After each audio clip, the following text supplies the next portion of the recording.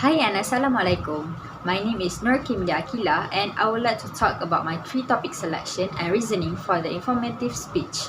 My first choice for a topic is that animals are stress relievers.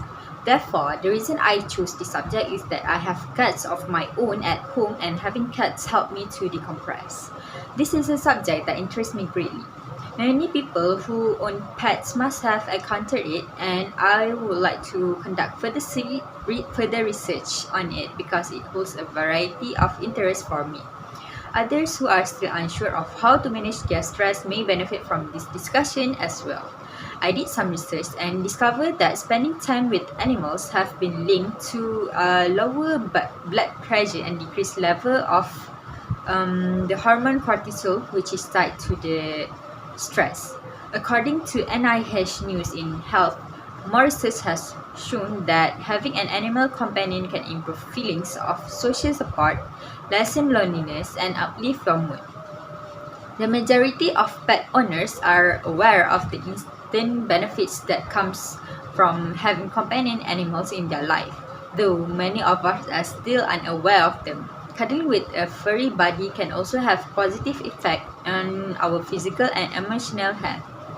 Only recently have studies started to look into the advantages of the link between humans and animals from a scientific standpoint. Animals have evolved to be highly sensitive to us, our behavior, and our emotions. Dogs can comprehend many of the words we speak, for instance. They are much more adept at reading our tone of voice, body language, and gestures. A devoted dog will also glance into our eyes and just like a close human companion would, to assess your mental condition and attempt to comprehend what you are thinking and feeling, and to work out when the next walk or trip might be coming, of course. Next, my second selection of topic is how to save money in college. Since I am still a college student and others who are currently enrolled in college or even those who may attend in the future can relate to this topic very well. Perhaps they are still having doubts about how crucial saving money is to them. I would like to discuss a few advantages of saving money for the future. First off, starting to save while in college will help you develop a savings habit early on. If you start a saving practice now, when your paycheck is so modest, will it be successful? Successful? As soon as you start receiving a real income from a job, you will only be able to save more and more money. Second is, it aids in your ability to pay for rising costs due to your status as a student. You are currently eligible for numerous discounts. Even while it may not seem like it, you are actually leading a somewhat protected and nurturing life from the outside world, especially if students' loans are financing some of those reductions. However, what will happen when you graduated? You are essentially thrown into society. No further reductions for students. There will be no more free lodging, although you can still have maintained a roommate. And your parents won't be there to assist you to pay your bills. You will totally live your life according to your terms.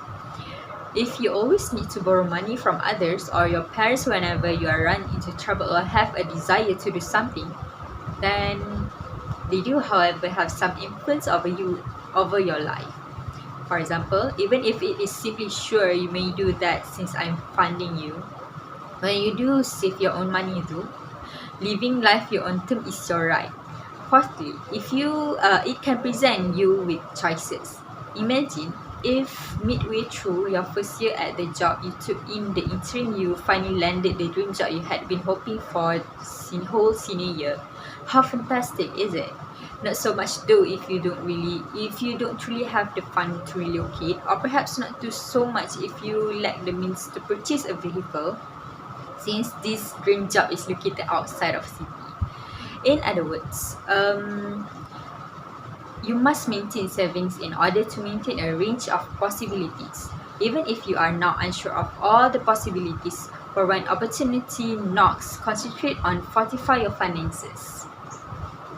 And my third and last selection topic is about love is a choice. This subject somewhat interests me because so many young people today seem to struggle with love, which makes them experience many negative emotions like heartbreak, depression, and sadness. I want to talk about this since we may choose whether to continue loving someone or quit our relationship. Long-term committed couples frequently assert that love is a choice. You make the choice each day to foster love in your relationship. Great love can be felt in many different ways, including romantically, platonically, and companionably,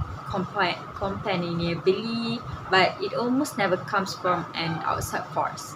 Love eventually becomes a decision that takes a lot of effort. What makes love a decision? Love is a decision because what you do determines whether it endures or dies. You are in charge of how you behave in your interpersonal interaction and how far you are willing to go to overcome obstacles. Love is what you choose when you decide to work on intimacy, communication, trust, or emotional stability. How about hormones? If biology has a role in love, it could feel like an uncontrollable force that lasts forever. However, Elizabeth Earnshaw, a registered marriage and family therapist from Philadelphia, adds that lasting love involves intentional decision making while hormones can sweep you up in the early stage of love. For instance, hormones could keep you attracted to your lover sexually, but that's not the same as being in love, is it? I think that's all my reasoning on choices for the selection topics. Thank you.